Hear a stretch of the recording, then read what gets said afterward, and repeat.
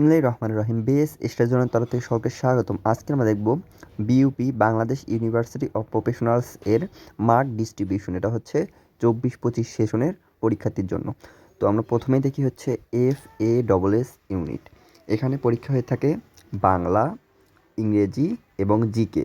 তো ইংলিশে আসে হচ্ছে 40 মার্ক, জিকেতে আসে 40 মার্ক এবং বাংলাতে আসে হচ্ছে 20 মার্ক। টোটাল হচ্ছে 100 মার্ক। পরীক্ষা হচ্ছে 1 ঘন্টা। তারপর FSSS ইউনিট। এখানে হচ্ছে প্রশ্ন আসে হচ্ছে ইংলিশ হচ্ছে, জিকে এবং বাংলা। ইংলিশ হচ্ছে 40, জিকে হচ্ছে 40 এবং বাংলা হচ্ছে 20। 100 মার্কের পরীক্ষা 1 ঘন্টা।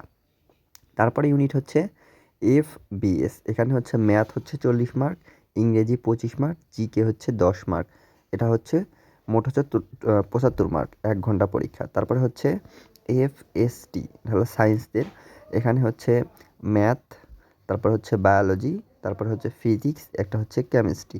প্রতিটা সাবজেক্ট হচ্ছে 20 মার্ক করে, মোট হচ্ছে 60 মার্কের পরীক্ষা। সময় হচ্ছে 1 ঘন্টা।